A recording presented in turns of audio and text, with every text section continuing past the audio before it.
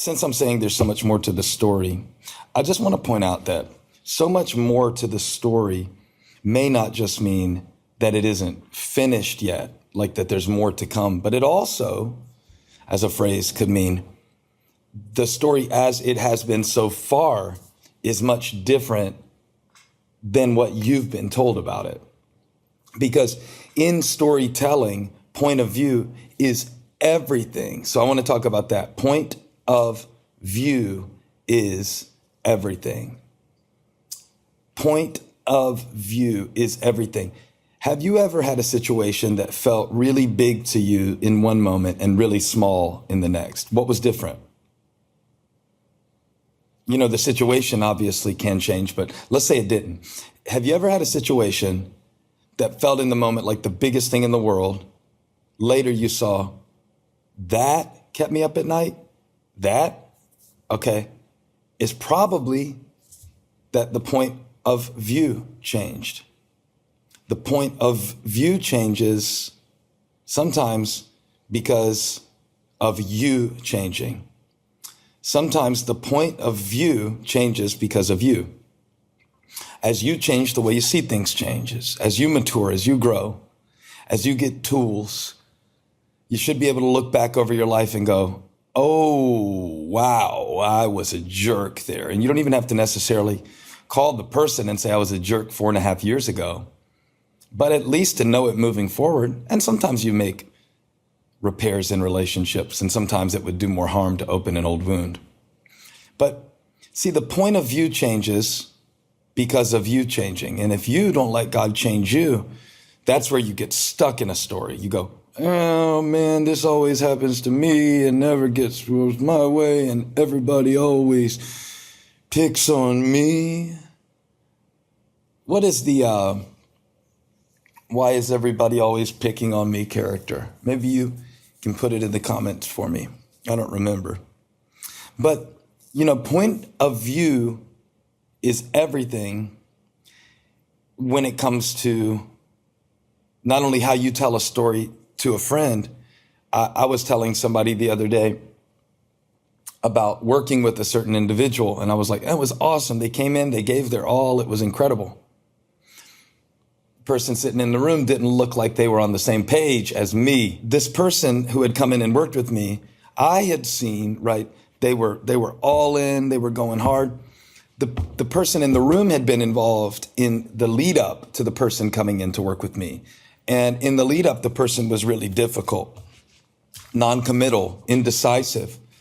I put a lot of extra strain on my team who was helping to arrange all of the details. And so, you know, in that particular situation, the person that was sitting in the room with me had information that changed the way that I saw the story. There will be times in your life where either an outside observer or an inward witness will call to your mind something that you just know happened this way. I know they took advantage of me. I know I did 97% of the work and got 3% of the credit. And then time shifts the story because of you changing, growing, evaluating, experiencing life, gaining ability for empathy. Because of you changes, your point of view changes. Now, I'm going to bring this to the gospel real quick, because we could do Joshua and Moses, but we could also do Jesus and the disciples. Moses discipled Joshua.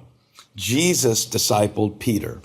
Imagine the difference of Peter telling the story about Jesus in the Garden of Gethsemane before and after the resurrection. Imagine he's telling the story. They came up to get Jesus. He was praying. We were sleeping. Maybe he leaves that part out of the story. He was praying. We were sleeping. And I was trying to help, because when Barabbas came to get him, I cut his ear off. And Jesus didn't even appreciate what I did for him. He put his ear back on. He undid the work I did. And then all of a sudden, at the cross when he denies Jesus in the courtyard and then isn't there at the cross, and then he's out fishing and Jesus comes to get him and talks about feed my sheep, and he goes on in his ministry in the light of the empty tomb rather than in the shadow of the cross. I believe he told a different story after he had lived through a few stages of life, and you will too. You will too. Maybe at the time he wrote First Peter, because he was older then, he's saying, humble yourself. Like, you don't know what you don't know. Point of view is everything. I was young and now I'm old, but I never seen the righteous forsaken. And, we are not always on the same page with God. We're not always on the same page with God's Spirit.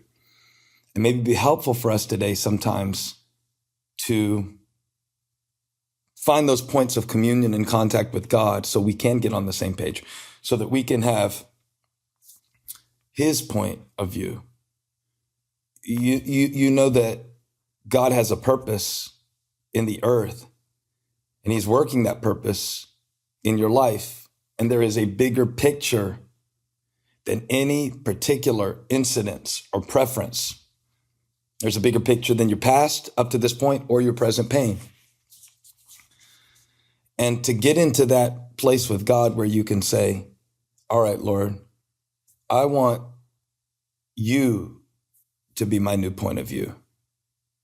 And that means allowing him to speak things about you, how he sees you, because God sees you different than you see you, your situation, your struggle, the injustices that have been done to you, the mistakes that you've made, and what you need to do next and what you can do next. Point of view is everything. The same Peter that was saying, never, Lord, telling Jesus what to do, was saying, humble yourself. Because of you changing, because of you changing, as you change, your point of view changes. Point of view is everything in the story. So, little exercise that I was introduced to recently. It was saying, how would somebody who admires you describe you? Try seeing yourself through the eyes of someone who admires you. Now, that's hard for me because I am very self-critical. I have a hard time giving myself credit. And because of that, I probably don't encourage others as much as I should, but I'm working on this. And the advice, see yourself through the eyes of someone who admires you, sounded good to me and a little fluffy, if I'm honest. But in the process of considering it, I realized that my wife, Holly, sees me through eyes of admiration. And it's not the kind of admiration that's based on a lack of information where she doesn't know me really well and she only sees a certain side of me. So she admires me. She sees everything. She sees the days in the past where I couldn't get out of bed because I was depressed. She sees the days where I go hide out in my man cave mind and barely engage with the family. She sees the days that I'm irritated. She sees the days that I'm short-tempered. She sees the days that I doubt myself. On an even more practical level, she sees the messes that I make. She sees the slob that I can be. And yet even today, as I was waking up, I opened this letter that she had written me. She gave me a stack of letters for Christmas, and there were only about 4 or 5 of them, but I was on the 4th one. And she put a picture of me with a little note about me. And it was a picture that she took of me getting ready to preach in Los Angeles last year. And in the picture, I'm kind of like sitting there with my head in my hands, with my Bible in my hand. And I know how I felt in that moment, which was like, I'm not the man for this. Who do I think I am going out to preach to 12,000 people at the Forum in LA?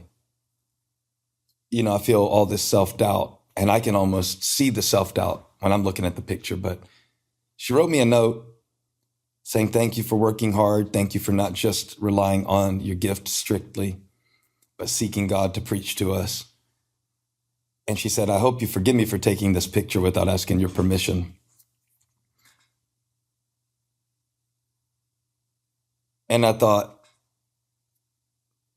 man, I need to see myself sometimes through her eyes, because all I see in those moments is what I don't have, what I'm afraid I can't do.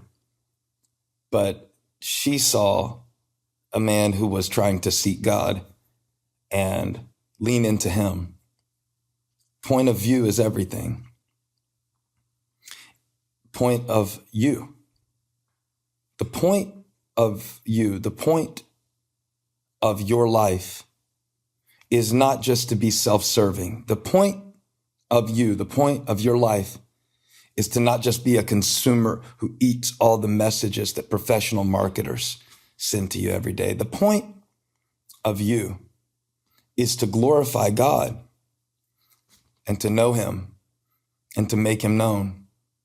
And so when God says to Joshua, you will lead these people to inherit the land, which I promised their ancestors, Joshua is getting God's point of view. What is the point of you being in this marriage? What is the point of you being in this family? What's the point of you being on that job? What is the point of you being in that city? Toronto, Wichita, Houston, Charlotte. What is the point of you being there? It's so the glory of God can be revealed. He told Joshua, you are leading these people into the promise, and God is fulfilling his purpose. And from God's point of view, it didn't start with you. So it doesn't start with you. How could it stop with you? He who began a good work in you will be faithful to complete it. God sees the end from the beginning. That's his point of view. Point of view is everything. I believe that God can take you into the future. Do you remember the Apostle John? He said, after this I looked, and there before me was a door standing open in heaven. Revelation 4:1. Yeah, that was a different point of view, right? The voice said, come up here, I'll show you the things that must take place after this. God said, I'll show you. Get with me. Get around people who will not flatter you, not just gas you, and not only admire you in an empty way, but people who God can put in your life to see the things that God put inside of you.